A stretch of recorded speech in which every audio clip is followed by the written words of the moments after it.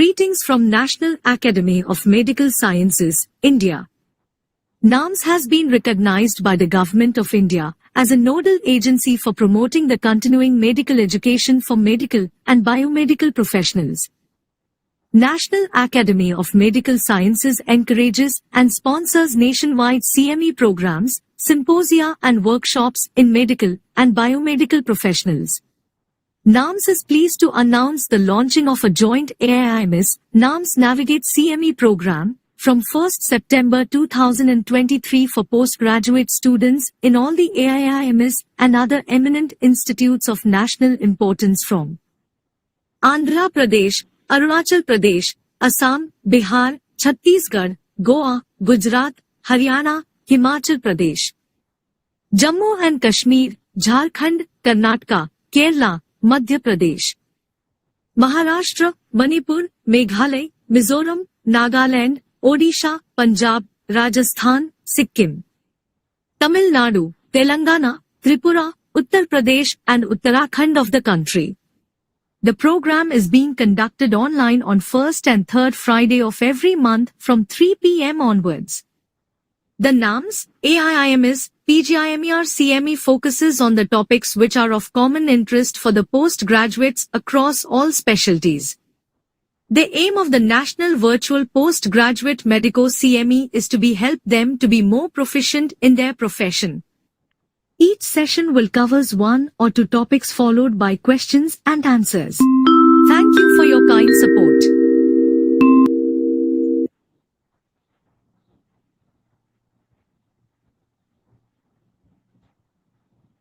Hello and welcome everyone to the next session on the series regarding dental and oral health. And this time with us, we have a very eminent speaker, Professor Sharath Ashokan sir. So just to give a brief idea, like nowadays, the children, they often the parents, they do come, the children, they do not agree to stay without sweets or chocolates. So they are adamant to have all these high sugar content foods.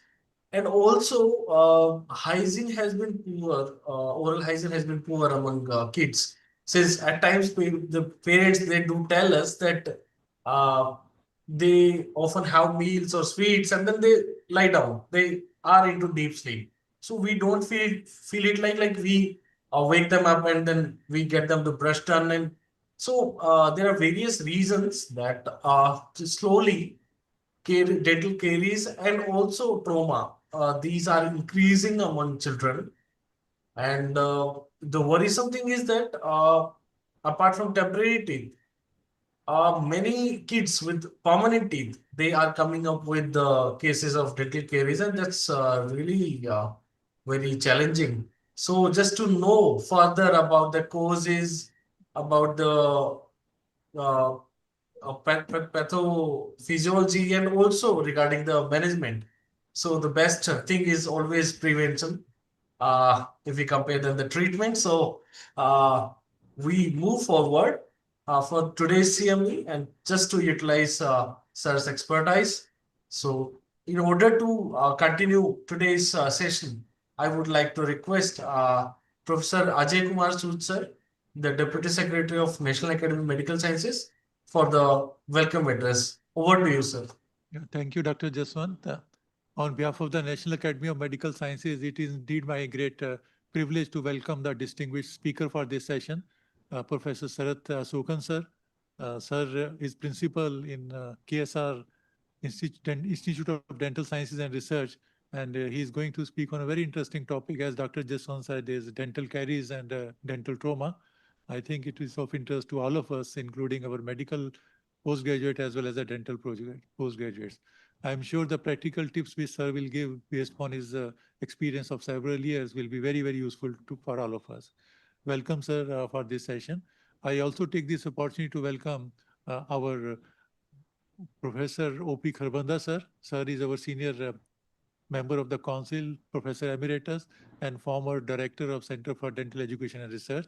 Sir has kindly agreed to be the Chief Coordinator for this series on dental topics. So welcome, sir, for your support to the Academy. And again, I welcome all the participants, our faculty members and postgraduate students who have joined us today.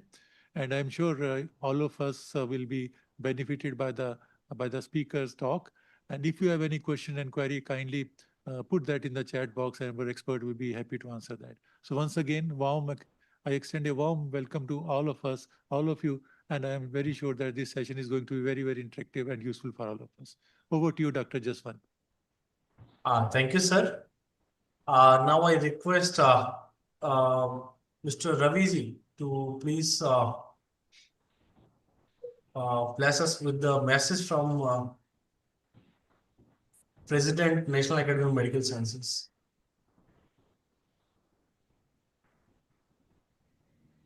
My dear young colleagues, faculty, and officials of the National Academy of Medical Sciences, a very good afternoon to all of you. With immense pleasure, I invite you all to this program. National Academy of Medical Sciences, that is NAMS India, it was established on the 21st April of 1961 with the objectives of promoting the growth of medical sciences.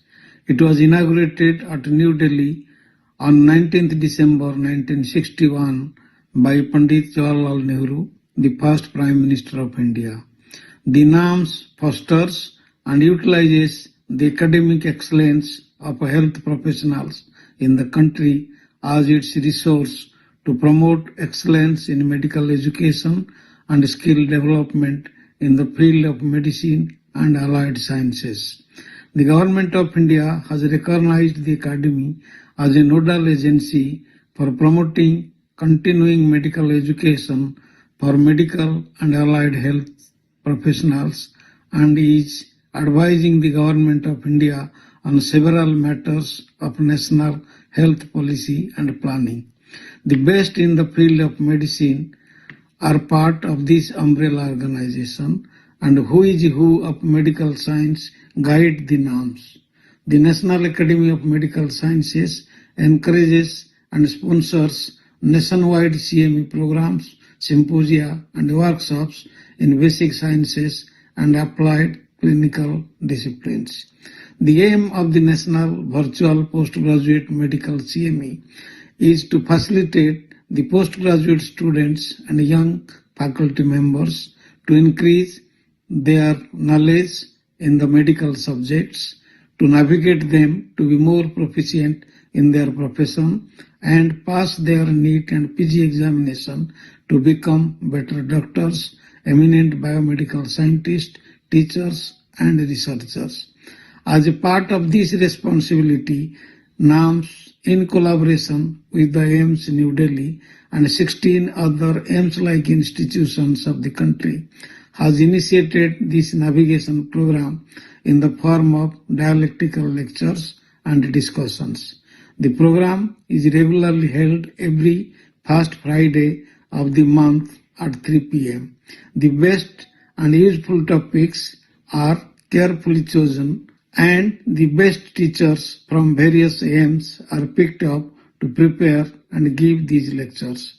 I am sure you all will enjoy these talks and you will like them and found them useful in your future lives. Thank you. Thank you. So may I request now for the message from Professor M. Srinivas. Sir is the Director of All India Institute of Medical Sciences, New Delhi.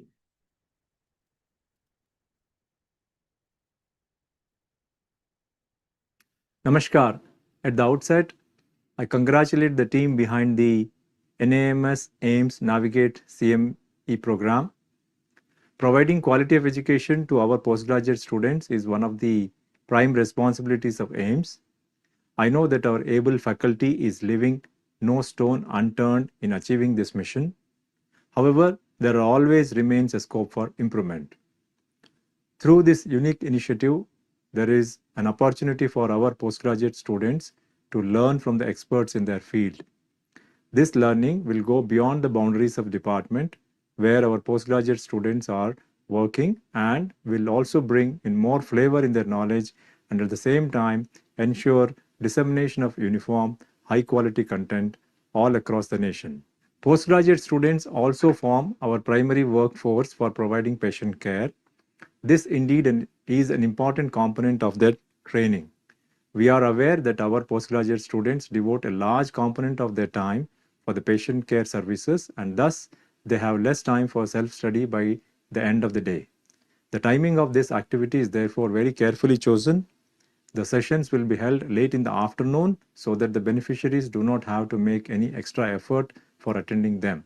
This by itself exudes the philosophy of a true teacher, a mentor that will handhold the children through the process of their active learning. As the sessions are online, which by its very design is a non-synchronous platform, it may seem that the delivery of the content will be one-sided, but enough measures have been planned and they are in place to make the activity as interactive as possible. The topic of the session will be shared with the students well in advance. This will allow them enough time to explore the subject and be better prepared to absorb the content. This design, therefore, also matches the concept and principles of adult learning. The program not only will help our postgraduate students in being better prepared for their examinations, but also will equip them with sufficient knowledge, understanding, and approach to be a better professional in their field. I wish this program all success. Thank you. Thank you. So, as Professor Ajay Kumar Sood sir said, this program and this series couldn't have been possible without the Chief Coordinator, Professor O.P. Kharbanda sir. Sir is currently Director of Delhi Cleft Care Center, and formerly he served at All India Institute of Medical Sciences as the Chief of Center for Dental Education and Research, and also is Professor Emeritus and Council Member at National Academy of Medical Sciences. Just with this brief introduction, I would request now Professor Kharbanda sir for the remarks on today's session. At the outset, I'm thankful to the National Academy for having taken this a very different series of lectures on oral health and dental sciences into their stream, which is itself is a kind of a away from routine kind of topics, and they are required because these topics are usually not covered in any curriculum. We have chosen the topics very carefully, and also the speakers from across the country who are expert in their field.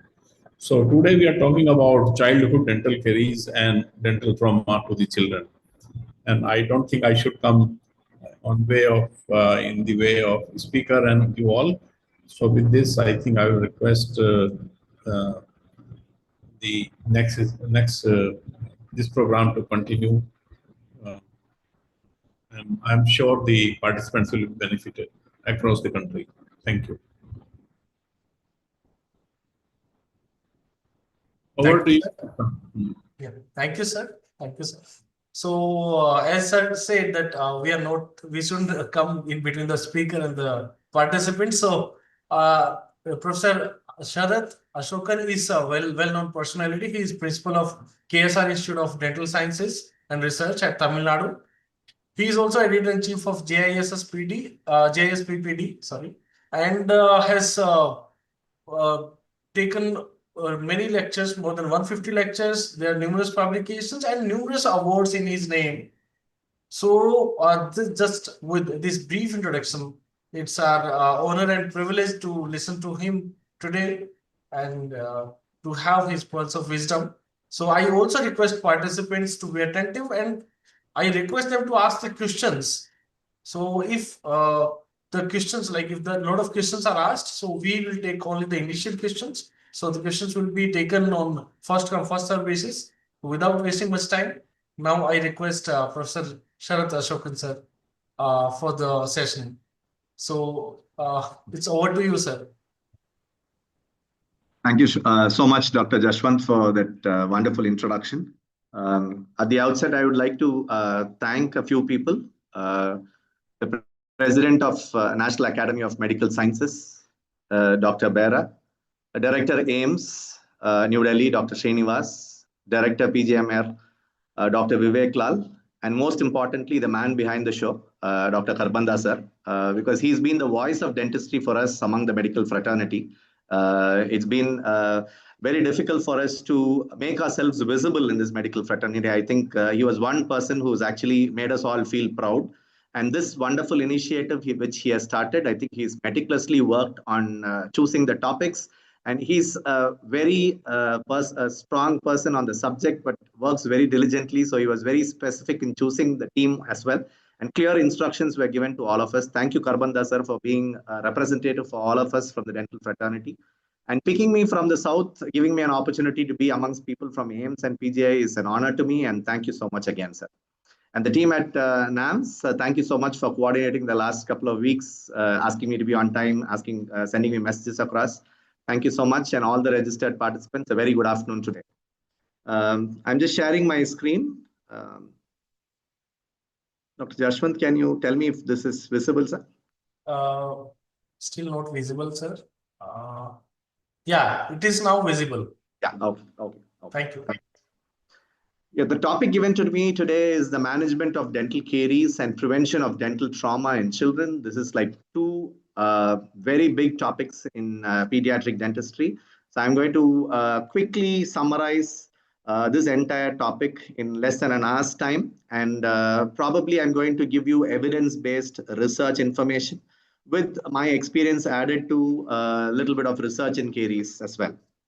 Okay. So the overview of this presentation is going to be the introduction to pediatric oral health, the burden of oral diseases in children, early childhood caries, a terminology which I think all medical fraternity need to know these days, the etiology and pathogenesis of dental caries risk assessment, preventive strategies, the management, the introduction to dental trauma, the management and prevention, the role of the multi-centered approach, like the role of parents, the school, the health providers, evidence-based guidelines, as I had mentioned, and the summary and take-home messages. But I have a quick disclaimer here today because I'm a pediatric dentist and I deal with only children and I can only tell stories. So I have about close to 100 slides, but these slides have adequate information which has already been shared to NAMS as a PDF, and this will be handed over to the participants. But what I'm going to do here today is tell you here and there some story to give you this information, make it a little interactive so that everybody gets the information right? So pediatric oral health is extremely important and is an integral component of child's oral health, overall oral health and the well-being, right? And this healthy primary teeth, the temporary teeth, which doctor was talking about, the milk teeth, the permanent teeth are extremely important for mastication, right? The speech and development, the aesthetics of these children, and the psychosocial confidence. The psychosocial well-being is also extremely important. And the most important thing which can happen to this pediatric oral health are two burdens which commonly happen. And those are the two topics which have been given to me today, dental caries and trauma. So this dental caries and trauma can lead to pain. It can lead to infection in children. Nutritional deficiencies can be affected, right? It has a huge impact on the aesthetic and psychosocial impact as well. And this is going to lead to impact growth and development, and it can also affect the school performances, right? So if you look at the average number of children in our country, it's about 354 million. And we are roughly estimate that about 50 million school hours are lost every year because of just dental trauma and caries and the infection because of that. I could only relate to a small child who visited me yesterday in my private practice, and I can tell you that this child had a fall in the toilet in the school, and then he had a tooth which was shaking a little bit, but then he had a huge lip laceration. So he went to a doctor and they had the lip sutured on the vermilion border on the inner side as well. And for 1 week, he has not been to a dentist. And after a week, when the sutures have been either removed or then the medical checkup is done, they reported to the dental clinic after a week's time. So that's the sad state of situation in our country at this point of time. And this important lecture series started and initiated by Dr. Karbanda, I think could throw a light into this particular thing. Because early prevention, if we always have better oral health outcomes, we always have better oral health outcomes. And this is very important that we do some education and counseling for different people, right? So this is going to be always better when we have minimal intervention care. the prevention of the onset or the progression or the complication of these oral diseases is extremely important, whether it's primary prevention, secondary prevention, or tertiary prevention. This pediatric dentistry, the topic where I belong to, the subject where I come from, we also have a part of it which is called pediatric and preventive dentistry. So preventive dentistry in pediatrics is extremely important. Caries risk assessment, right? Assessing the risk of the child, giving anticipatory guidance. You anticipate that the child probably has these risk factors to be checked.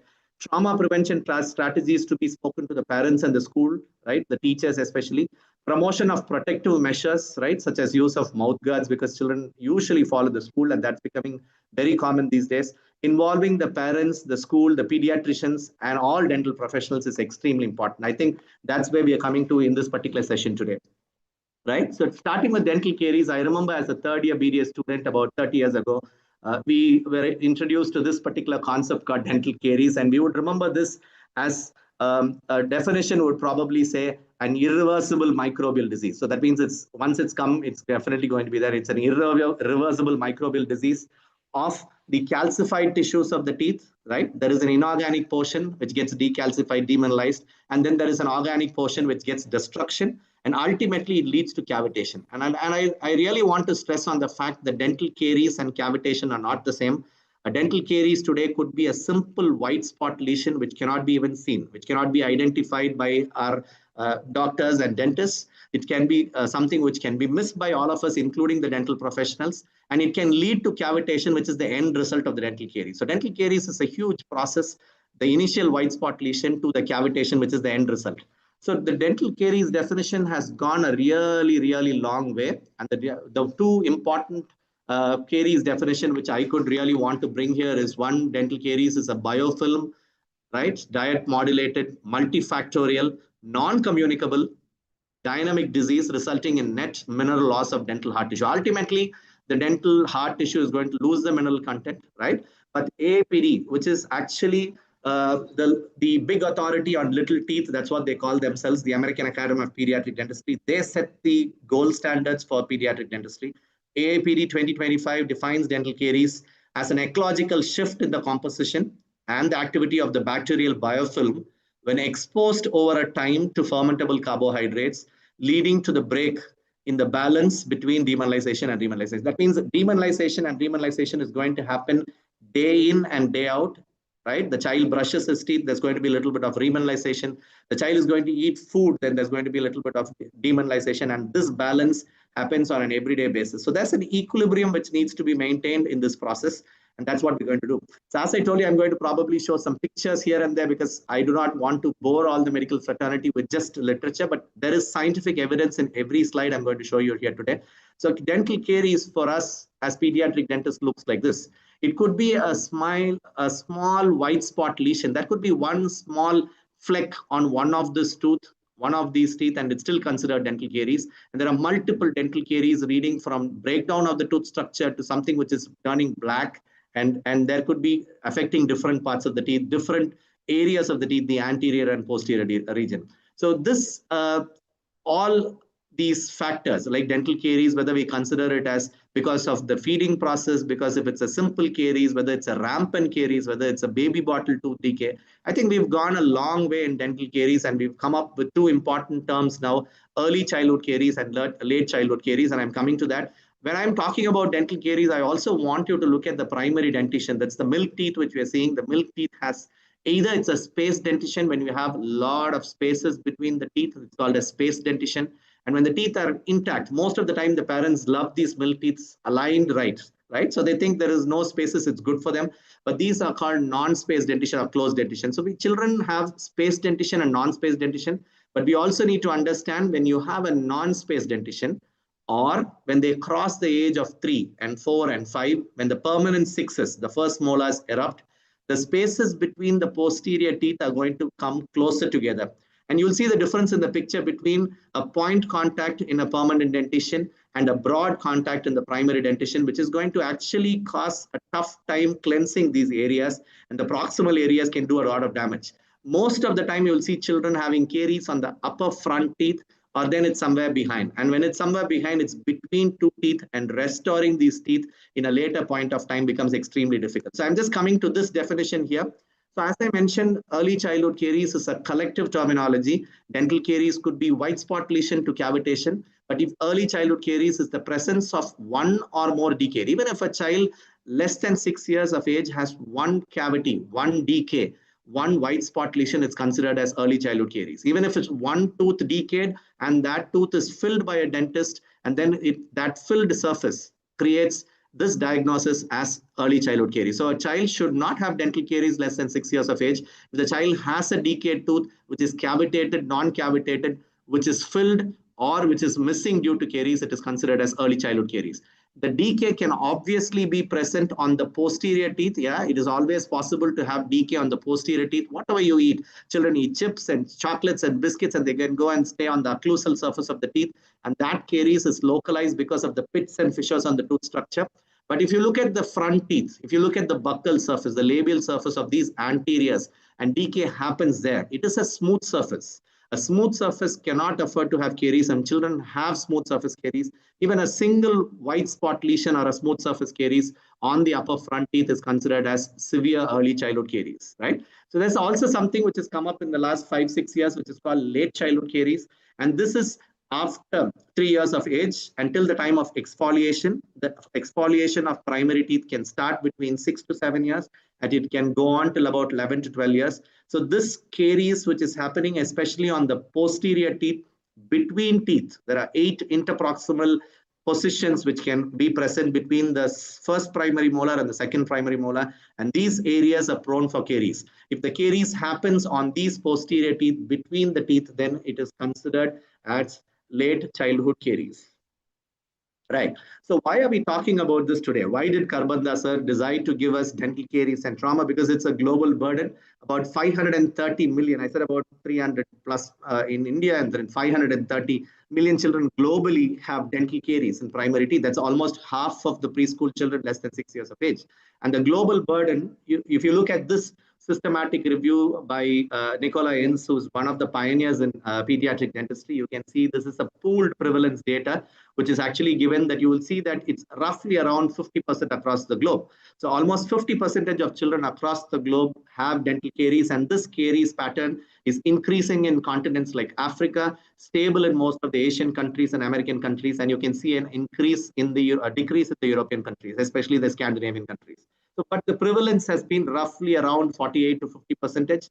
The prevalence has been exactly the same or almost equally the same, almost about 48, 49% in different states of the country. And this is why it becomes extremely important. To understand dental caries as a medical person, as a dental person, I think we need to understand the etiology of dental caries. So if we can attack each area of this caries, right? These caries triad, which we call the Keys triad, right? So the host, the agent, and substrates are 3 factors which contribute to the caries. So if you can manage, or if you can do some preventive protocols on these 3 factors, you will be able to prevent the caries from happening. So I just want you to understand Keys triad, which includes the host, which is the teeth, the agent, which is the microorganism, the substrate, which is the food. And these things all have to be here in the correct combination at the right time, and that's called the Newbern spectrum. So these are things which we need to be knowing, and which we'll be discussing here today, right? And when we go on and when we extend this to Nigel Pitts and Ismail study, and this is from Lancet, and this is a wonderful article, you'll see that these are the factors that directly contribute to the dental caries. That's again the tooth, which is the host, the diet, the time, and the bacteria. Apart from that, you have the oral environmental factors, which can include the pH. That's the biofilm now, the plaque pH, the biofilm, the plaque fluid, the saliva, right? The proteins, the antibacterial agents, the fluorides which are present in the saliva, all this could contribute to the caries.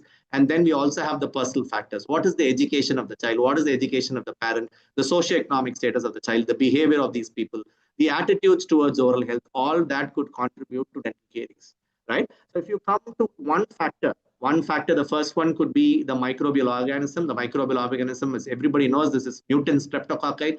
The serotype K is the most the resistant kind of thing, which is the Streptococcus mutans type, right? We have 7 or 8 different types. We have gone on to more different types of mutant streptococci. Then we also understand that this caries colonization drastically increases when there is teeth coming in. When a child is born, right, the mouth is supposed to be completely sterile. But as as the child is born through the birth canal, it picks up some microorganisms. When the teeth comes in, it picks up some microorganisms. Eruption of teeth is directly related to the presence of more bacteria inside the mouth. So a sterile mouth getting contaminated with bacteria happens at different stages, and this is something which we need to know. During delivery, they can have become some microorganism. When the mother lovingly shares food, right, tasting the food, blowing air into the spoon, tasting the food, the spoon, and feeding the child with the same spoon, all this could lead to the increase in colonization. And this is called the window of infectivity. The window of infectivity ranges from the first time it starts from the first primary teeth, which is erupting between 6 to 7 months, right? From there, the first window of infectivity can start, and it can go on to about 24 months, and the peak age is between 20 months of age. There is also a second window of infectivity. The second window of infectivity happens when there is a permanent teeth coming between 6 to 12 years of age. So it happens whenever the teeth is erupting. So as you have seen the first slide, the microorganism, which is the initiator for dental caries, is Streptococcus mutans, and lactobacillus also plays a huge role. Lactobacillus can initiate dental caries when it is on an occlusal surface, when there are pits and fissures. It cannot go and bind onto the labial surface or the smooth surface. But S mutants, because of the glycosyl transferase enzymes which it has, it can work on the sucrose, which is the arch criminal, and it can produce glucans, dextrins, and it binds on the on the smooth surface, and it can cause caries. So initiator for dental caries would be Streptococcus mutans and lactobacillus for the occlusal surface. And lactobacillus comes and joins the party once this creates an ecological niche, right? The S mutants creates and it creates a retentive niche, and then all the lactobacillus come and joins the party, and then leads to the progression of the caries. And that's something which we need to know. And recently, I shouldn't say recently because I think it's been there for more than a decade now, Scardovia vigaceae has become one of the microorganisms which is commonly seen. And this is extremely, extremely tough to manage because it skips certain steps in the glycolysis pathway. The fluorides work on the enolase enzyme, and this this particular microorganism, Scardovia vigaceae, skips that particular pathway of the glycolysis. It has a distinctive metabolic route, which is the fructose 6-phosphate pathway, right? So it can actually resist the acidic environment being produced. It can survive there. It is an acidogenic and acidiuric bacteria, and it can resist the fluoride, which actually helps in the reduction of caries. Right. So we are also looking at different factors, right? We are looking at the host factors, which is the teeth. There are certain proteins which are present, the genes which are present on the teeth, the taste buds, right? The human taste sensitivity, which is there because that genetical factors. The salivary proteins are also important factors which can contribute to caries. But another important factor which we keep seeing recently is hypoplasia. This is a quantitative defect which is present in the tooth, and this quantitative defect which is present on the labial surface of teeth, as you can see in these pictures. This is this is stage 0 where there's no caries. Then this is stage 1 and stage 2. This is called hypoplasia associated severe ECC.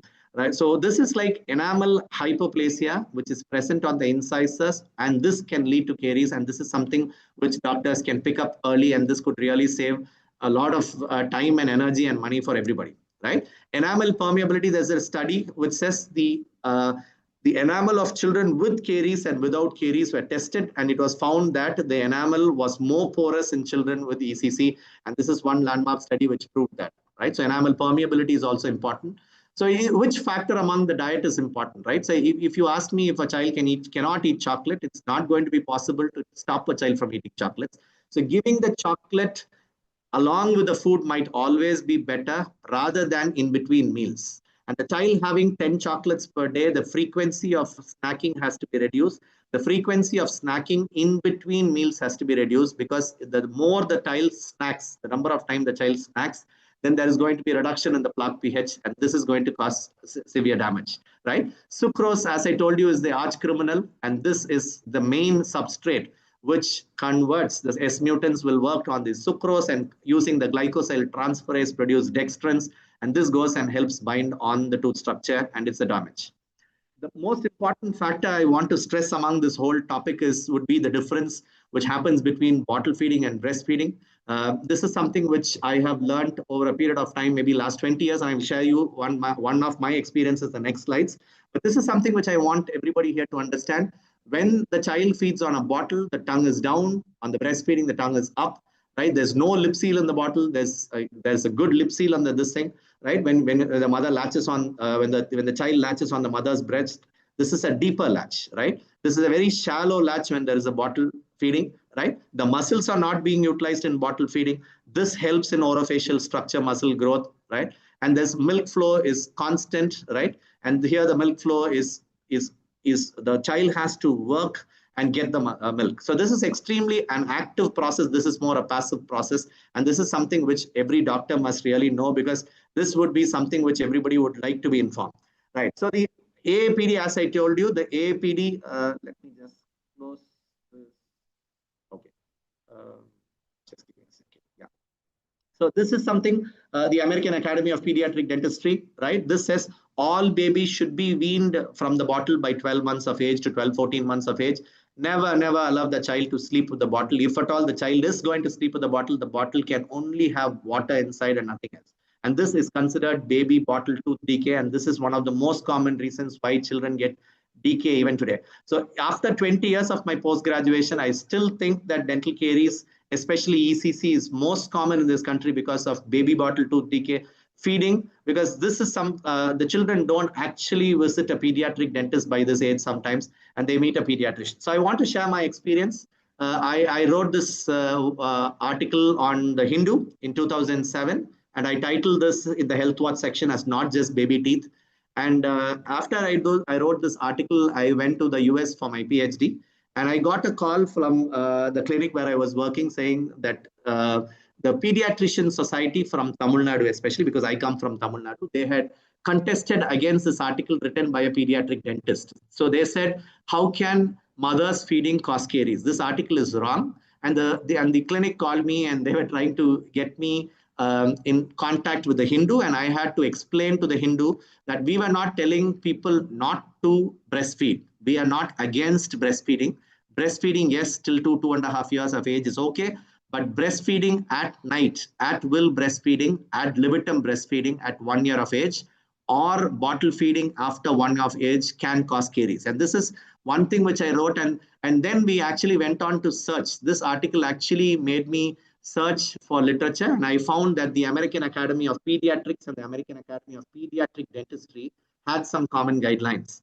And the Indian Academy of Pediatrics and the Indian Society of Pediatrics and Preventive Dentistry, which is us, we do not have common guidelines. So we had to meet a lot of pediatricians, and I'm very happy that at the current scenario, I think in Pediatricians Forum, pediatrics dentists are getting chances to speak and talk about dental health, oral health, and especially breastfeeding and cleft. So thank you so much for giving us the opportunity. Right? So is milk cariogenic? Is breastfeeding wrong? We are not talking about breastfeeding as wrong. We are saying that breast milk is fine, but feeding at night, ad libitum breastfeeding, prolonged bottle feeding after 1 year of age could be really disastrous. And this systematic review, right? This is one of the landmark studies which is done. So you can see there is dental caries risk on prolonged breastfeeding. You can see the pooled data more towards the increased risk. So it's very clear that this systematic review and meta-analysis proves the risk of early childhood caries is associated with prolonged breastfeeding. We're not advocating against breastfeeding, but only thing is, mind you, that if the mother is breastfeeding, that means she wakes up in the night, she cleans the gum pad, she cleans the teeth with wet gauze or some water, and she cannot breastfeed the child and she cannot keep sleeping. So this is something which we want people to understand. So when we have this basic idea, we want to do a caries assessment. A caries assessment is best. We were looking at caries, whether the cavity was present or not. And now we moved to caries assessment with IGDAS. IGDAS came in 2002 and then IGDAS 2 came up in 2005. There is a coding, as I told you, sound teeth, visual change, first visual change, distinct visual change. You can see that there is white, thing there. This is a white spot lesion, right? So this is what I was mentioning. There's no frank cavitation here, and ultimately you see a frank extensive cavity. So we have IGDAS system, which is there. We have something called Caries cube, where we detect the lesion, assess the lesion, and then monitor the lesion over a period of time. This is one of the best works from Pitts and NIWAD criteria. So this is something which, if people are interested in dental caries, can definitely look for something called Caries cube. We've also moved to something called ICC-MS of 2012 to 2015. A lot of work was happening to determine, detect, decide, and to do certain things. Ismail et al. This article is very good. So here we also included the clinical conditions and the radiographic criteria to look at the caries classification and how to manage these caries. Right? So levels of prevention, I would only start with primary prevention, secondary prevention, which is early detection, fluoride, patent fissure sealants, fluoride varnish, tertiary prevention, which is ART, silver modified ART, Hall's technique for stainless steel crowns. There are different ways, and this is a huge thing which we can probably do for a day. So I'm going to rush into this, but I thought we should start with some landmark work. This particular work, I think this is something called a swap party. The word swap party wouldn't sound right these days, but this was called exchange parties in 1980s. When the child became 1 year of age, the child was asked to come to a dental home where they're registered, or to a pediatric dentist or a child dentist, and then they were asked to give their bottles away and choose a cup. So they were asked to exchange their bottles with a cup which they liked. They could choose the cup, and this was called swap parties or exchange parties at 1 year of age. They also had Head Start programs in the 1960s in the US, starting from infants to teach them about these feeding habits. So feeding practices is where you can catch. And this is a humble request from all of us from the dental fraternity to all the medical people here, that first 2 years of age, we can create a caries-free generation, and it's only possible if we correct the feeding practices. No, not against the breastfeeding, not against bottle feeding less than 1 year of age, but after 1 year of age, we have to definitely stop this. So from the Indian initiatives, we all know this Rashtriya Bal Swasthya Karikram. This is RBSK initiative by the government of India for screening and early intervention from Anganwadi children, right? We go to the schools, and then you find the defects at birth, deficiencies, the diseases, and the development defects. We also have Bright Smiles, Bright Futures, which is an initiative which is along with the IDA, which also goes to Anganwadi children. The first one is about 0 to 18 years. The second one, 0 to 14 years. We work on children's oral hygiene, nutrition, dental cavities, that's dental caries, and then teach them about toothbrushing, and all these initiatives can be done, right? So caries management as such, this might not suit the medical people, but I just want to rush through quickly with the factors before I come to this thing. Dr. Jashwant sir, if I'm overshooting my time, you just give me a reminder, but I'm just rushing because it's a huge topic. Then coming to the surgical model, I told you this caries prevention, the caries management is either broadly divided as surgical model or the medical model. The surgical model is treating the result. I told you it's a process, and cavitation is the end result. Once a cavitation happens, what do? We just remove the caries and restore it back to function. And that is what is called surgical model. The surgical model caries removal is divided now into different types. Non-selective caries removal, where there is conventional complete caries removal. Wherever you see caries, you completely remove the caries. The other one is selective caries removal. You just selectively remove the caries. Don't go deeper into the second layer. That's into the soft dentin. Pulpal soft dentin is still retained, right? Selective caries removal to firm dentin. You just stay back in firm dentin, and firm dentin is still retained. Non-caries removal or caries sealing approach. So this is something which is becoming something which is catching up recently, which is called backward caries. So once you remove the caries is not completely removed. You seal the cavity, right, from the oral environment. That means you seal the tooth with a filling, which can release fluorides and probably prevent ingress from the saliva or from the food from the oral cavity. That means you're cutting off the nutrient supply for the bacteria which is inside. You allow the bacteria to die inside, and we are causing a regression of caries, which is called backward caries. And we also have something which is become extremely famous and popular after COVID. This is non-restorative cavity control, which is called NRCC, where You might not be able to use the handpiece during COVID, so we had to just excavate the cavity, especially if it's between teeth. The contact is already broken. So you just excavate the decay there, make it self-cleansable, and then just allow it like that. And on top of it, maybe you can apply fluorides, you can apply something called silver diamine fluoride, and this is called non-restorative cavity control. So removal of caries itself happens at different stages. The medical model works on the other side. The medical works on the costs. Now we have, how do we reduce the costs? We can reduce the bacteria, we can reduce the risk factors, or we can try to remineralize and repair the tooth structure. So this is treating the cost, and this is called medical model. The medical model, we can specifically target the microorganisms through STAMP. You have the reduction of S mutants, which we can do with probiotics. We definitely know now probiotics work against S mutants, which is the initiator for dental caries. We have two small experiences. What we experimented in our college is children love chocolates. I think when we started, I think Dr. Jashwant was telling we cannot tell children not to have chocolates. It's not possible. So what we tried is we got the conventional chocolates, added probiotics to it. This probiotic chocolates were less acidogenic. They reduced the colony count, and it was showing superior efficacy. We also tried with dark chocolates, white chocolates. We also tried probiotic mouthwash, and these two articles have been published from our department on probiotics. Prebiotics, arginine works as a prebiotic. This acts like a niche, which helps the non-karyogenic bacteria to be more growing abundantly and then suppresses the karyogenic bacterial count. And we were part of this research when Colgate company came up with this Colgate arginine. So we had a consensus meeting which happened in Mumbai, and we were part of that. And so arginine toothpaste was introduced in India after that. The quorum sensing targets where specific microorganisms can inhibit the signaling molecule, because as I told you, one bacteria comes and forms a niche, then invites everybody to join the party. So if everybody joins the party, then it is going to be a progression of dental caries. So you can specifically target and then reduce this quorum sensing and biofilm formation. That can be done. We can always replace this with designer bacteria, right? Some variants of salivarius which can act, right? Recombinant alkali generating ureolytic S mutant strains. So these strains, which are glucan synthesis defective, right? So that means they cannot produce glucans. So obviously these bacteria cannot do. But this is too much on the theoretical aspect. So I'm just showing you that this is possible, but I'm adding wherever research we have done.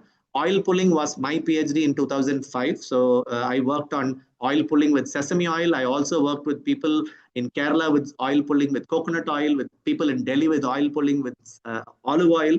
And oil pulling is definitely effective in reduction of S mutants count in plaque and saliva.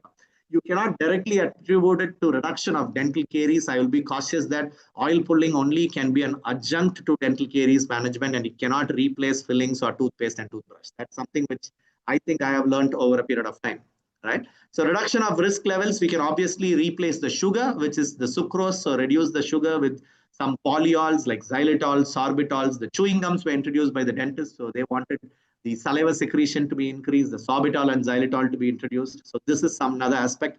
The remineralization of tooth, again, I told you, the AAPD again, this is the policy statement. You must have toothbrushing with appropriate amounts of fluoride. So there was a lobby with fluorides and without fluorides in this country, and I really think we must understand that fluoride is important. Even in a child with fluorosis, dental fluorosis, fluorides toothpaste can be given cautiously, judiciously. It's not that fluoridated toothpaste are banned and it should not be used. Unless there is some skeletal fluorosis, there is some systemic issue. Fluorosis of teeth, we can still go ahead. Fluoride is definitely one important preventive thing which is there. This has to be present. So this is one take home, which I again want to stress. This is after an IAPD, International Association of Pediatric Dentistry, met in Bangkok, and they came up with this Bangkok Declaration in 2018. They advocated few things for age 1, age 2, age 3, and age 4, and they had specific things, 1, 2, 3, 4 points. The first one, raise awareness about ECC. 2, limit sugar intake. We've also had research saying that children less than 2 years of age, most of the time parents think that the child might find it spicy, so they would prevent sour food, they would prevent spicy food, and they would give more of bland or sugary food. Giving sugary, bland food less than 2 years of age definitely has proven effect that children will be more proven towards or more inclined towards sugary foods. So introduction of all taste is important, and that I think we should do that. And Giving toothbrushes, brush days to twice daily is important. Giving toothpaste twice daily. And what amount of toothpaste? 1000 ppm of fluoride for all children. Less than 2 years of age, maybe be extremely careful about the amount. But then you can use a rice bran size, a rice size, or a smear. And above 3 years of age, you can move to a pea size, right? So whether we're going to use a smear or a rice size, that is the only key. But we use 1000 ppm of fluoride for children less than 2 years of also.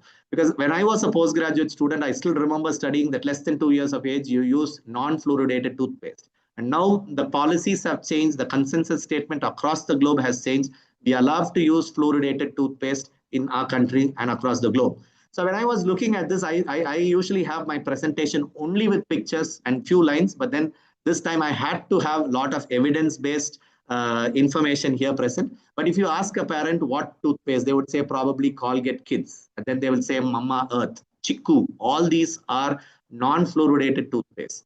The Pediflor from Group Pharma came up with something called Pediflor fluoride toothpaste, and they had only 500 ppm of fluorides. It was the pediatric dentistry committee, or the pediatric dentists across the country.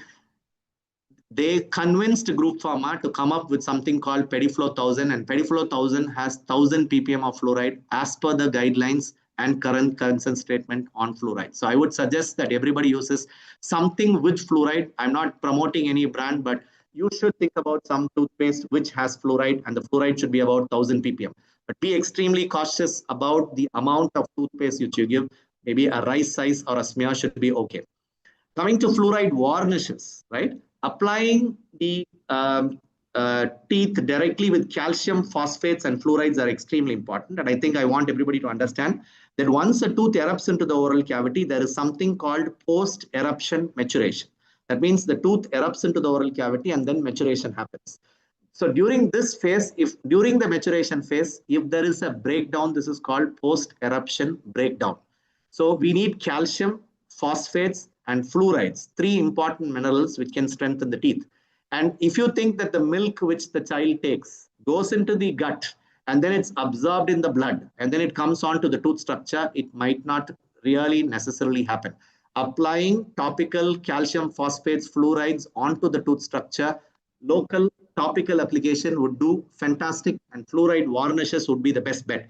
Fluoride varnishes are given 3 months, 6 months, but the best thing would be a toothpaste which is given on an everyday basis. And that's exactly why I would like the pediatricians, doctors here to advocate the use of toothpaste with fluorides to your children. Right? So silver diamine fluoride, this again became extremely famous and popular in COVID. As I told you, during COVID, we could not create aerosols. We could not drill the cavity. So excavate and use this SDF. SDF was introduced in the late 1960s and 70s. And around 2010, it was actually into the market, FDA approved. But then it was not being very much used because it causes black staining, discoloration. You would see that the decay removed here. And once you apply SDF, it turns pitch black, right? So very poor children who do not have access to dental care, and then you want to arrest caries and make sure that they do not have root canal treatments or expensive treatment, right? More troublesome procedures. I think we can advocate SDF in early childhood caries. Or if it's a small incipient caries which is present proximally between the teeth structure, and the child might not be able to cooperate for dental treatment, 1.5-year-old children who are okay with aesthetics, definitely you can consider, because this has the effect of both silver and fluoride. The fluoride, as usual, forms calcium fluoride, forms and strengthens the hydroxyapatite in the enamel, causing fluorohydroxyapatite. On the other side, the silver is a strong antibacterial thing. It forms silver phosphate, silver chloride. It has a zombie effect, and it still, after killing the bacteria, it resides in the dead bacteria and then comes back again to kill more bacteria, and that's called a zombie effect. So silver diamine fluoride is considered a magic bullet these days in dental caries prevention. So people who do not want fluoride, we have a non-fluoride lobby. We also can have non-fluoride remineralizing agents, which could be calcium phosphate. I told you calcium phosphates and fluorides are important. So anything, whichever you want, you can advocate, but calcium and phosphates are available in your toothpaste. Casein phosphopeptide, it comes in different varnishes, MI varnish. Everything has this casein phosphopeptide, which is basically a milk protein with added amorphous calcium phosphates, which is there, nanomaterials, nanohydroxyapatites, right, calcium fluoride nanoparticles. And we also have two experiences on this work. We did an EDX analysis in 2019 and published a work in European Archives. So this is 10% nanohydroxyapatite toothpaste. We created a nanohydroxyapatite toothpaste with our engineering fraternity in our campus, and we found that it's very effective in strengthening the enamel. Right. We also had one thing called P11 for protein, which actually can diffuse into the enamel and the white spot lesion, the porous enamel, and it can remineralize the white spot lesion. So this comes as Curodont repair in the US. It's not available in India.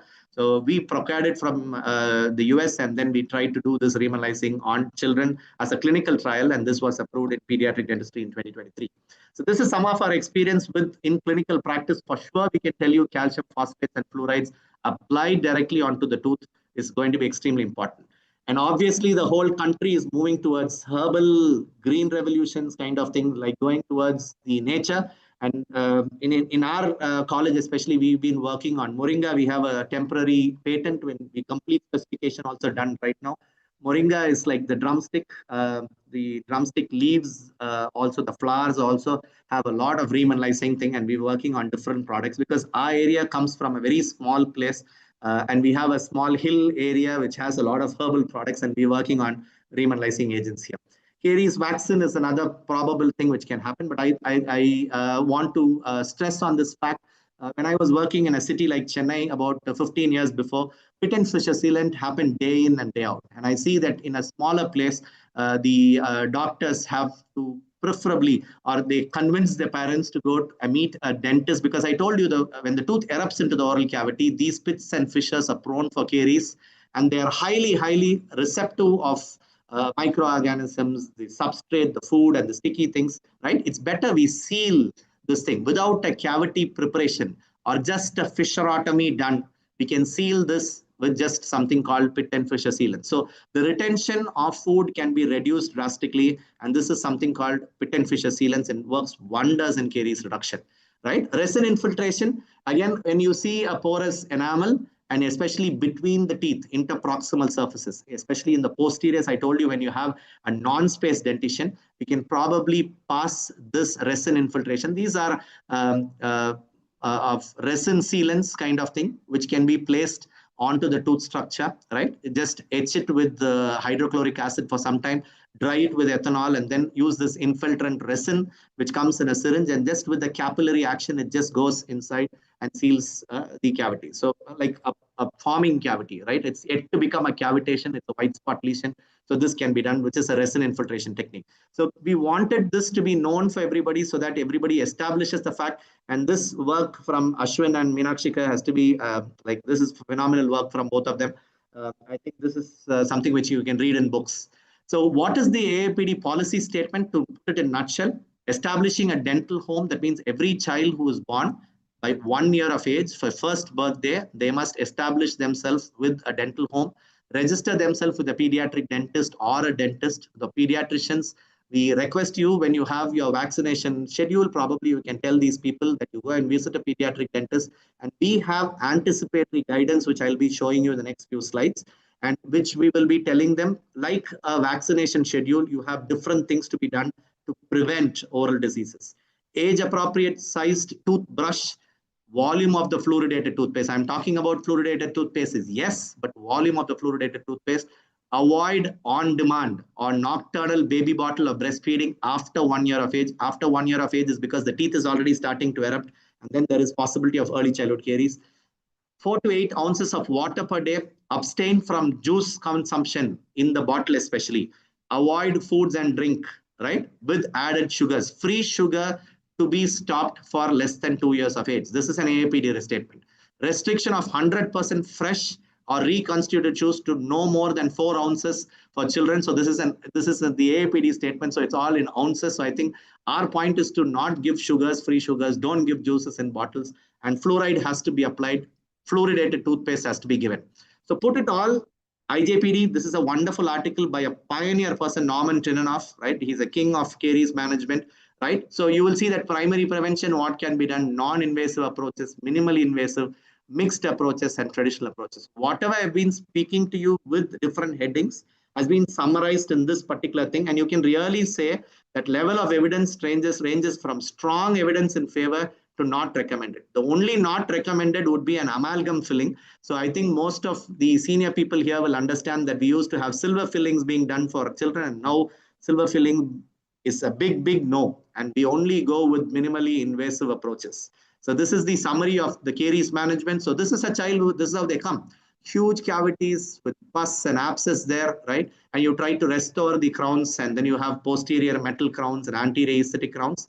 So this is a child whom I treated under general anesthesia, treated all the 4 with zirconia crowns and metal crowns in the posterior, and send them back, and they give them anticipatory guidance. They don't report to you for 1.5 years.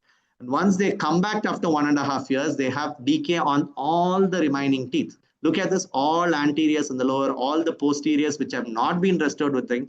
This child is going to live with 20 crowns, and we're working on this child right now. And I thought this is important to give sustained anticipatory guidance. When I say anticipatory guidance, you anticipate what the child would probably go through and give them guidance. Parents might look at it like oral health education practice, but they might not follow it. So it might be extremely important to do this. So I'm moving quickly from dental caries and quickly to maybe I should be able to finish another 15 minutes. So this is about the trauma. This is a child, Mr. Gokul, a small Master Gokul, I should say, who came up to my clinic with the dental trauma. And then we had to splint this tooth, and then there was an avulsion, there was a luxation injury.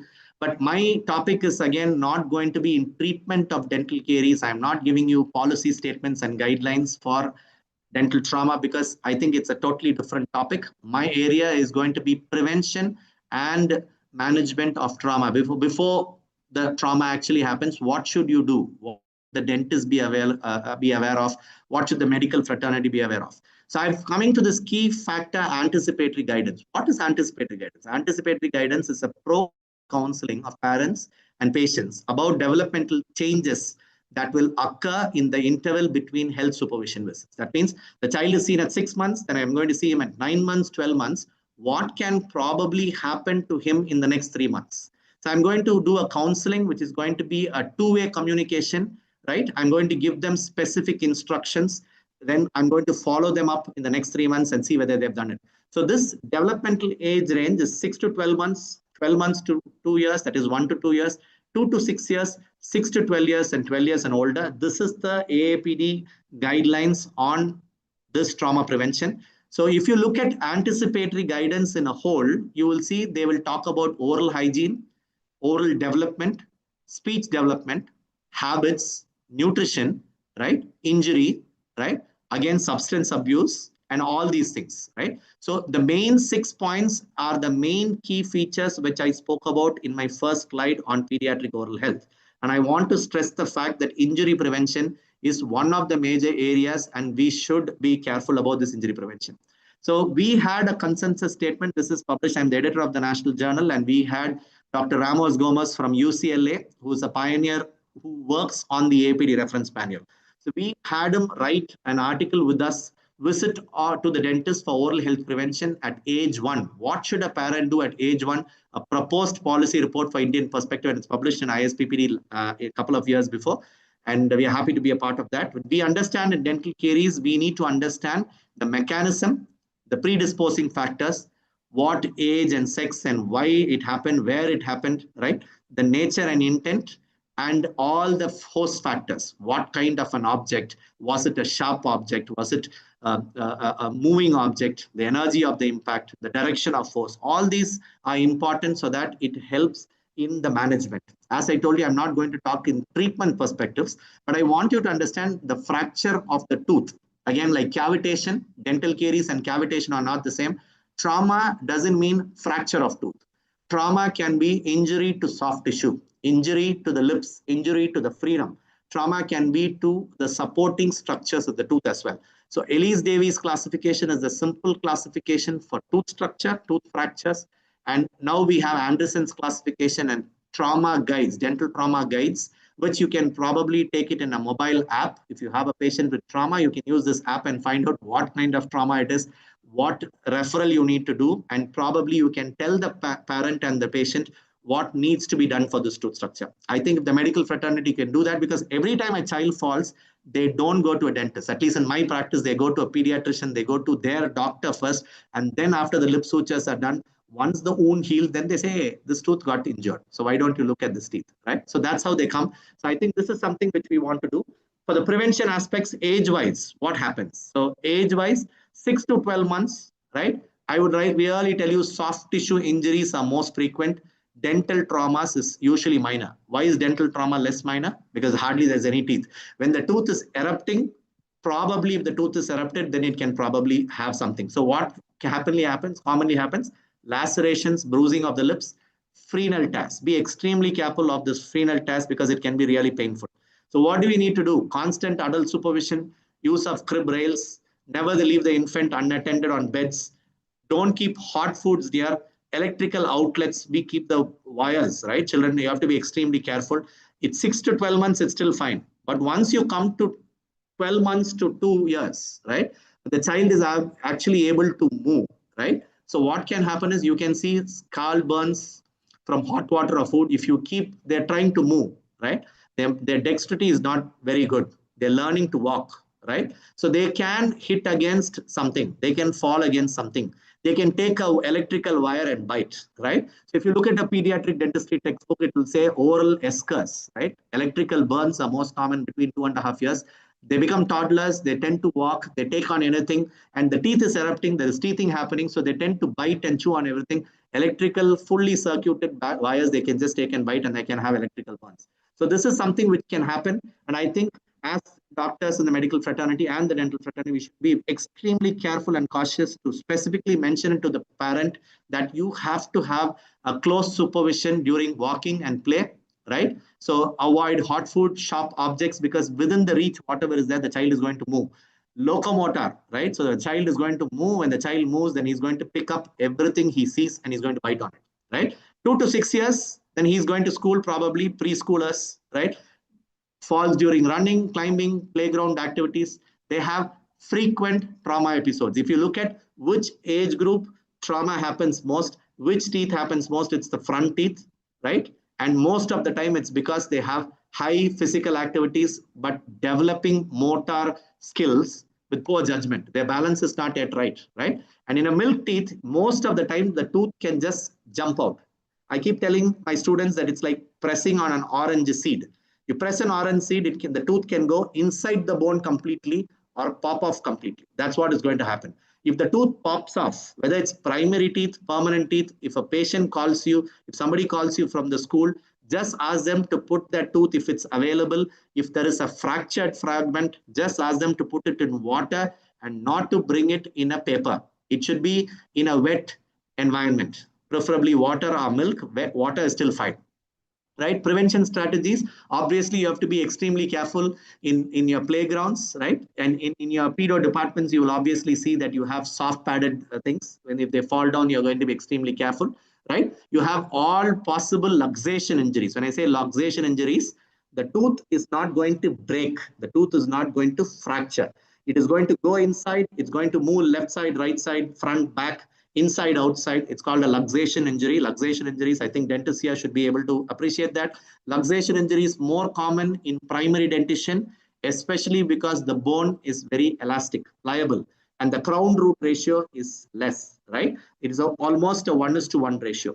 In permanent teeth, the crown is smaller, the root is stronger and longer inside. So when there is a fracture of when there is a trauma to the crown fractures. So breakage of the tooth structure is more commonly seen in a permanent teeth and less commonly seen in a primary teeth. So dental trauma injuries in ages older, right? Obviously, they are going for contact injuries because they're going for sports, right? They drive bikes, they're going for contact sports, right? Road traffic accidents, right? Risk-taking behavior, right? They play with fireworks, unsafe things, right? High risk is there. And most of the time, it's the front teeth. As I mentioned to you, if it's my milk teeth, it's luxation injuries, elastic bone and crown root ratio is less. Permanent teeth is more of the fractures, right? So what do we do when the trauma comes? We do a soft tissue examination. That's extremely important. Fracture of the upper teeth, it can go and impinge on the lower gums, right? So lower teeth, lower jaws, lower lips, right? Lower lip injury is very common with upper teeth fracture. right? So temporomandibular joint assessment, soft tissue examination, intraoral and extraoral, intraoral hard tissue examination, a radiographic assessment is done, right? It's like a baseline radiograph. It's used for comparison at a later point of time. You might not do anything on the first visit, but you want to look at the X-ray taken on the first day so that you can compare it at 2 weeks, 1 month, 3 months later. So an X-ray radiographic assessment is important if it's indicated, right? So this is summary of what I've been telling you. I just want to touch on the last part before I conclude child abuse and neglect, because trauma, especially in children, could be because of accidents which can happen during different age groups like sports. And we could only suggest some things which I'll be telling you later, which is like your mouth guards, telling the teachers, right? So, but then we also need to be careful about child abuse and neglect, because we have something called physical abuse, sexual abuse, neglect, and emotional abuse. And all this is possible. And many times it is the dentist or the doctors who can actually find it, because the injury happens in really suspicious areas, non-accident prone areas. A child probably cannot have an accident or cannot have a fracture of a thigh bone, a fracture of a bone which is not possible, right? A place where a child cannot get hurt, right? Wound healing at different places in different healing signs. If the child has fallen down once, then there is injury in different places. And all the healing happens almost at the same time. If the child has injury happening, healing at different rates, that means the child is constantly under some kind of trauma or injury, and this should lead to a suspicious physical abuse, right? So physical abuse can happen in the thighs, buttocks, back, genitals, knees, right? Mouth, cheek, eyes. So you can actually look at these when you look at the child when he's walking, the gait, the eye establishment, the soft skills, right? When you're talking to the patient, when you're assessing him, when you do a physical examination as he's walking into the dental office, I think we should be able to do that. I have one experience like that, and I have reported that article. I'll show you to you in the next slides. The behavioral indicators, most of these children are very stoic, right? They can withstand high amount of pain intensity, right? Either they throw temper tantrums or they are like neglected, avoided, right? And children, and so they have stoic behavior. They're quiet, right? They might not interact. They might be shy, right? They may be kind of introverts, and this is something which can happen, right? There could be behavioral indicators. But dentists who have been educated to recognize the signs of mild child maltreatment are 5 times more likely to make report than dentists who are not. So even if dentists are able to identify, then you will definitely see it. If you don't know what to see, right? It's always said that the eye sees what the mind knows. So if the mind knows, then we'll definitely able to pick this up. And this is one article published during my postgraduate days. A child with a deaf and dumb child actually had reported to our department to the fracture of the front teeth, right? She didn't come with her mother. Some neighbors had brought her. And when on probing, we found that this was a deaf and dumb child, was not actually taken care of, a kind of neglected child. But then because she was neglected at home, what she did was she started spending time more with the workers, right? The sanitary workers near her place. And she started using these pan kind of things, right? So she started using some substance, like mild things, but whatever habits which they had to like snuff or something. So this child, which was a 12-year-old child, had this abuse habit. And this, when the mother came to know, she warned her a couple of times, and then she hit her with a spoon and then fractured the tooth. So we have to relate to some history. We might be able to identify, because there is something called DPAV, right? Prevention of abuse, right? Against this thing, prevention of abuse and neglect through dental awareness, which is PANDA, or violence against children can be prevented. So we have to report when we identify, and just celebrating on November 19th might not be enough. It's on every day we have to be careful with these kinds of things, right? So I come to the last few slides of my presentation. So developmental age range, I'm putting dental caries and trauma together. What should we do when we see a 6 to 12-month-old child? We do a caries risk assessment. We do oral hygiene counseling. Fluoride is important. Feeding habits should be checked. Injury prevention counseling should be done. Oral habits, because they can have pacifiers dipped in milk or sugar being given. They can have digit sucking habit.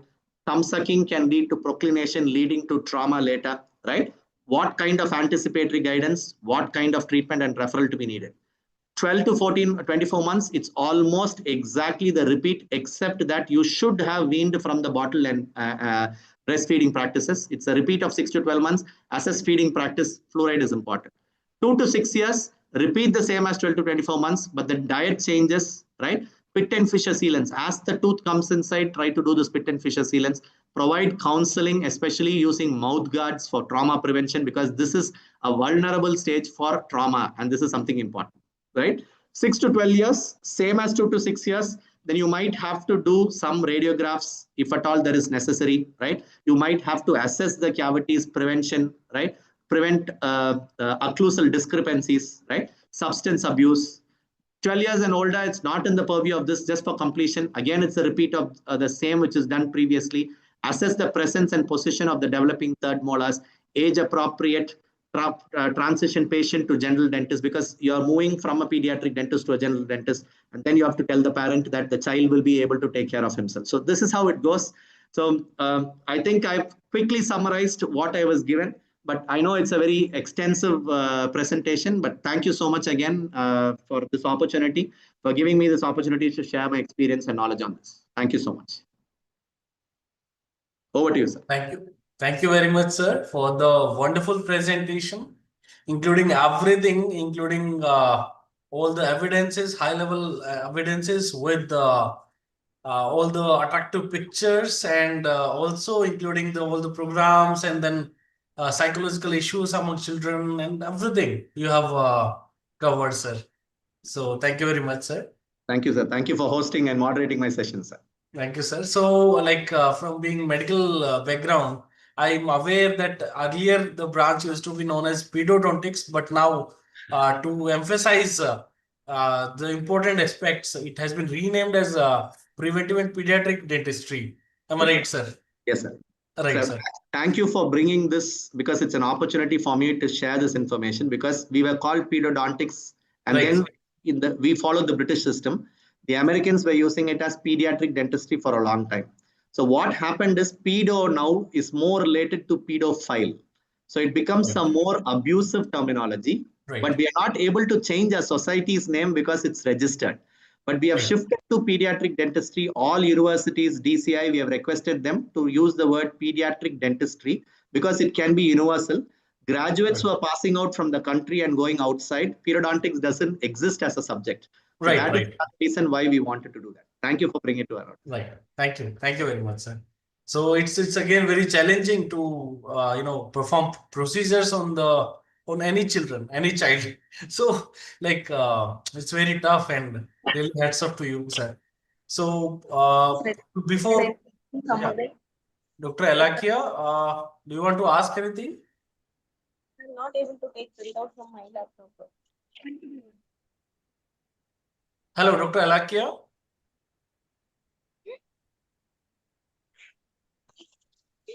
Okay, maybe mistakenly they have. There is Okay, so sir, before proceeding, I would like to ask, like, I have a query. Yes. Just you in the third last slide, you mentioned that to assess the feeding practice in young children. So, like, bottle feeding is better, or like that cup feeding is better, like for milk? Sir, you are on mute, sir. sorry. Thank you. Bottle feeding, if we don't start bottle, the problem is from breastfeeding, mothers find it difficult to convert to stopping the bottle breastfeeding. So what they do is they introduce the bottle so that the child gets that feel. But if we don't do bottle feeding, it's fantastic, because bottle feeding will not be of any use, doesn't get a lip seal, no growth and development, nothing. And it's a very passive thing. So if bottle is not introduced, it's perfectly all right. Actually, by 1 year, they are supposed to start using sippy cups. They're supposed to start Right. using cups. That's the guideline, the AAP guidelines. So if they cannot use it, still it's fine. Bottle breastfeeding can be continued, but don't start bottle feeding after 1 year. Most of the time, what happens is mothers feed till 2 years, and when they want to stop it, they don't know how to stop it. They start the bottle feeding, and that's where the damage happens. So Right. this is an article which I wrote in Hindu. I had mentioned that in 2007 I wrote, and it created a big controversy in Tamil Nadu. They were Okay. trying to say, how come you said bottle feeding and breastfeeding can be said? So that's why I wanted to stress on that. Right, sir. Sir, another question I do have. like since it is this era is of mobile devices and various things. So pediatric dentists. So finding a pediatric dentist is a very tough job in India, sir. There are very few.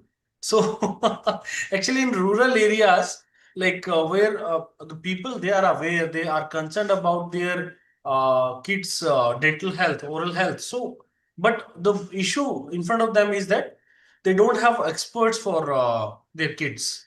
Yes. So, like considering the mobile apps and this digital era, so matlab, can teleconsultation or remote consultation can they help to improve the recovery, or you can say course of treatment after dental trauma, mainly because caries is a gradual process but trauma is all of sudden process, like.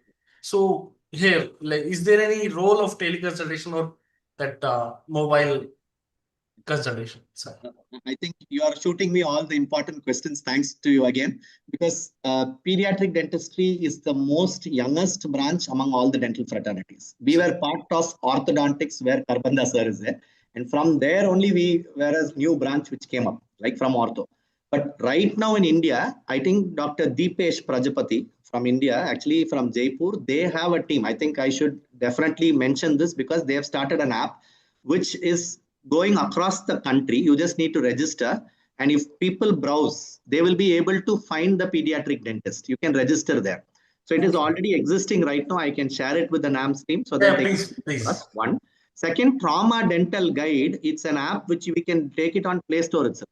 It will tell you if there is a trauma. First emergency, what you do. First aid, what should you do.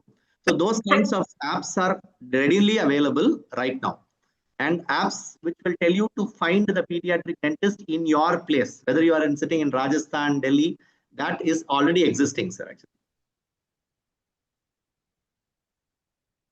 Okay, thank you, sir. Thank you for the inputs. So, Dr. Kumar Anand, he wants to ask. So, you can unmute yourself, Dr. Kumar Anand.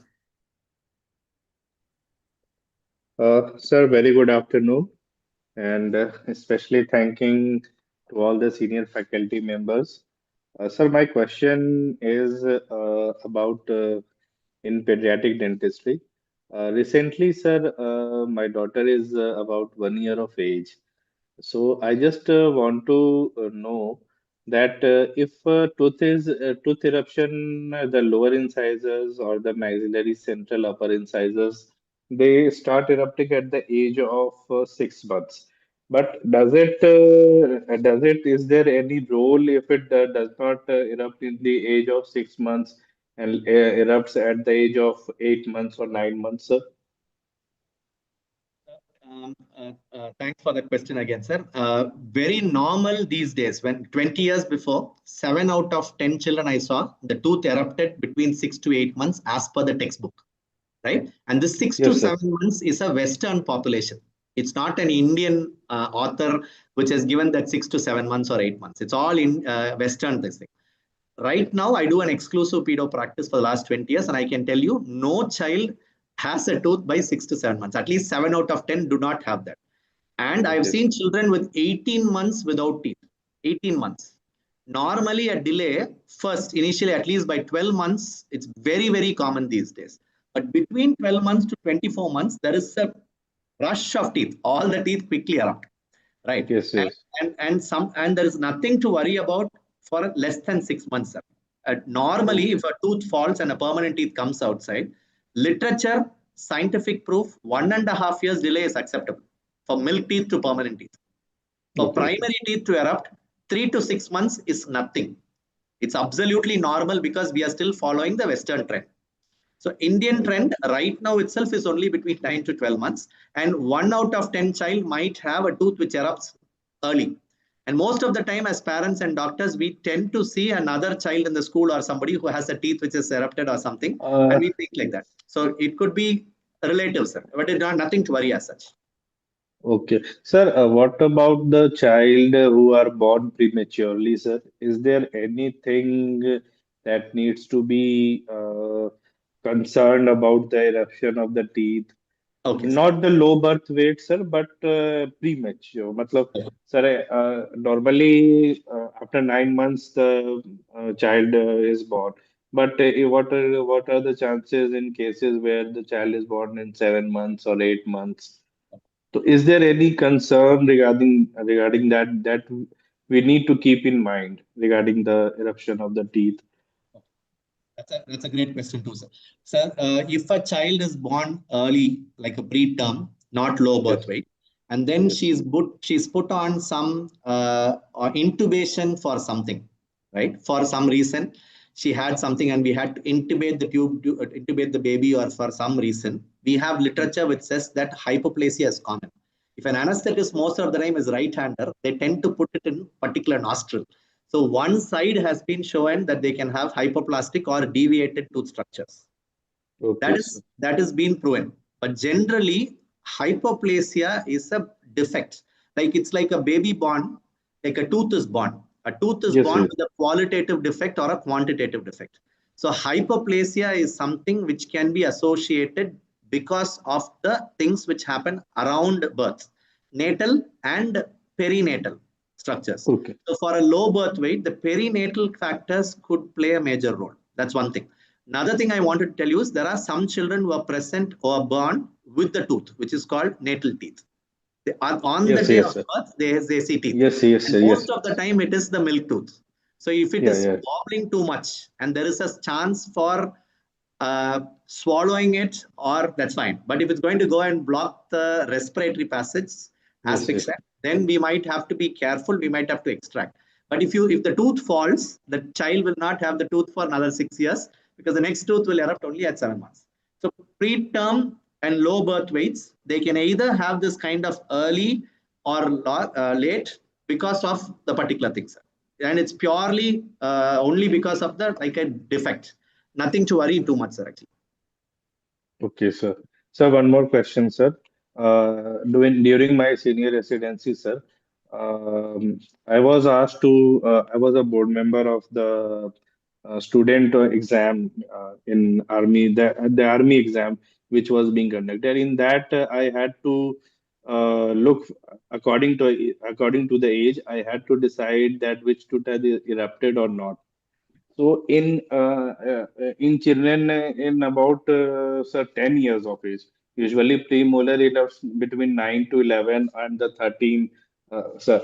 But in their criteria was like that if at 10 years of age premolar has been erupted, then give certain points.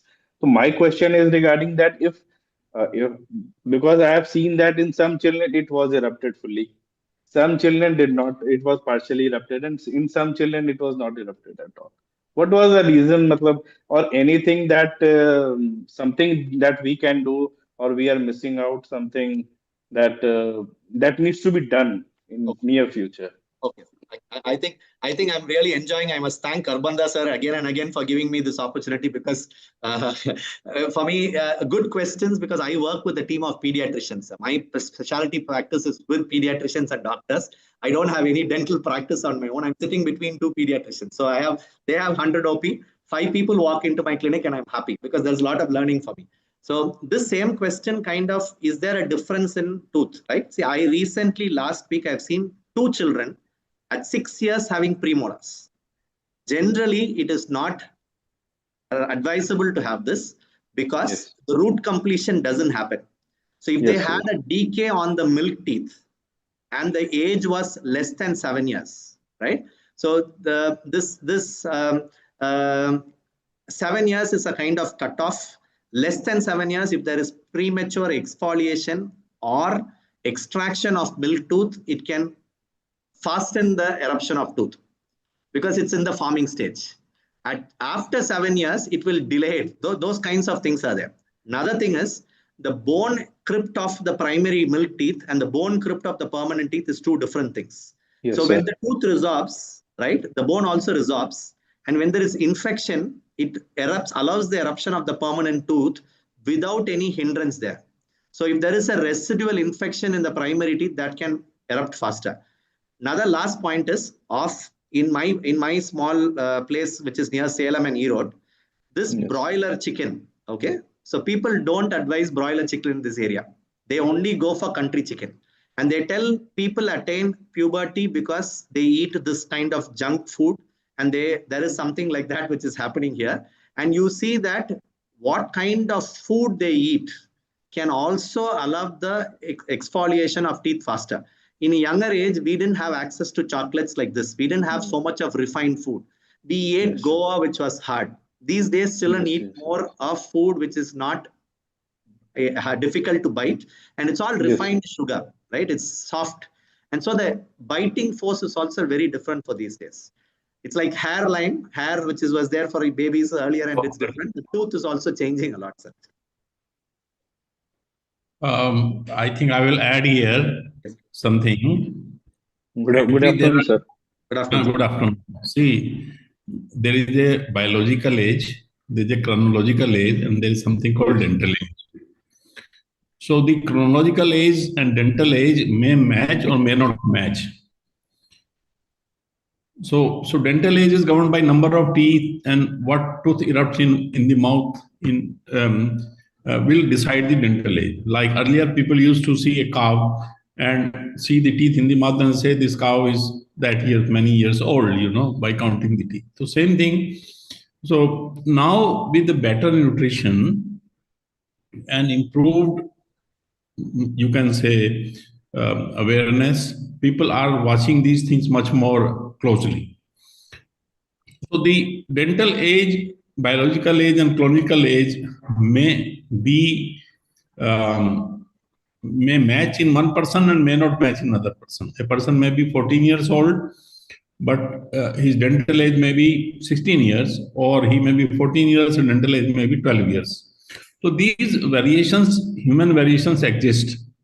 However, anything unusual may show some situations. For example, in hypoparathyroidism or in hypothyroidism, the teeth may not erupt at all. There may be submerged teeth, there may be impacted teeth. In hyperpituitarism, teeth may erupt much earlier. So we have to think that a person who is showing an abnormal eruption, delay or faster, or impactions of the teeth, which usually should not happen, should alert the dentist to seek a medical advice.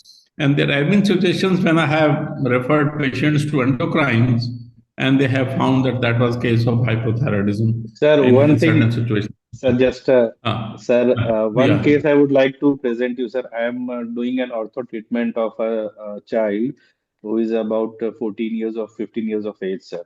And as you stated that teeth missing can be in reasons due to hypothyroidism and hyperthyroidism. So I also thought that in a way or the other, and I referred in the general medicine department, and he got the test done, and one of that child, everything report came normal, and he is having sorry sir, first quadrant premolar, second quadrant premolar, and fourth quadrant premolar. All three premolars are missing, sir, and no impaction is there, sir, and no history of trauma as suggested by him, sir. Can I add something here? Actually, what sir was trying to hint to you was there is something called dental age based on the number of teeth, and then there is it need not match with everybody. But all conditions which are looking like that need not be. Sir was suggesting that if there is something alarming, then we might have to take a medical help. But you might see some children. See, let us take wisdom teeth. Some people have the wisdom teeth erupted. Some people don't have the wisdom teeth erupted. And another concept which you need to understand is when you have incisors, the defect is always on the lateral incisor more than the central incisor. When you have two premolars, the defect is more on the second premolar rather than the first one. When you have defect on the molars, it's more on the third molar rather than this thing, whether paramolars, because like the field theory, all that also has something to do with this. Missing teeth, modifications, and missing has become extremely common with children these days. Like in whatever limited experience I have, I can see that. So we cannot tell for sure. Let me say 8.5, 9 years, we should have 12 primary teeth, 12 permanent teeth. 24 teeth at 8.5 years is a formula for us. But 8.5 teeth, if they have it, then the biological age and dental age is matching. Otherwise, it's not matching. That's what sir is saying. But then we have to be careful if it's alarming. But it can happen naturally that some of them will have missing teeth. Second premolar is Sir, common. okay. Thank you, sir. Thank you for the answer, sir. Just asking one more thing, sir. Any research has been put up till date in AIMS or, sir, आपके द्वारा मतलब any research has been done which shows that any nutrients or the or systemic something that disease Yeah, it yeah. causes Yeah, late I eruption. tell you, I have done some work in 1980 when I was working in Jhansi in Bundelkhand. So I happened to be the lecturer there after my post graduation, and the study is published which shows that in children who are malnourished, the eruption of the baby teeth is delayed. But in spite of the fact the eruption is delayed, they all finish the eruption of deciduous teeth by 2.5 years. So even if there is a delay in eruption, but the completion is that is one. The second aspect is that there are X or n number of reports which show that the variation in the biological timings of the dental age there are, but there are also a number of case reports which say that in patients with certain disorders, particularly hypothyroidism and hyperpituitarism, the eruption is early. So I mean, if you want to search literature, there's a lot available there. But here I would like to mention something very, very important, that the dental tissues in human, or even for that matter, even in non-humans, except sharks. In sharks, the teeth replace very well. They replace very fast. But human has only two sets, deciduous and permanent. And they have very little capacity to repair. So therefore, the only way is prevention of the dental diseases, and the cost of rehabilitation is very high. With changing food habits, recently there has been a report which says that particularly consumption of sugar saturated beverages, SSBs, and now around the world there is a trend to have high taxes on SSBs so that their consumption is delayed. And even there people are talking about there should be labeling on the food, which should show that this particular food causes non-communicable disease because of the common factor etiology of caries and diabetes and other NCDs. So discussion is very much on. So therefore, the prevention is the key, and prevention with dietary control is the key. In spite of these factors, there are situations where there is other regions for developing dental caries in children, and there are many, including immune response, individual susceptibility to dental caries, the quality of teeth, the enamel form because of the malnutrition or hypermineralization due to various diseases. So there could be a lot we can talk, but the nutshell message is that there is no substitute for prevention.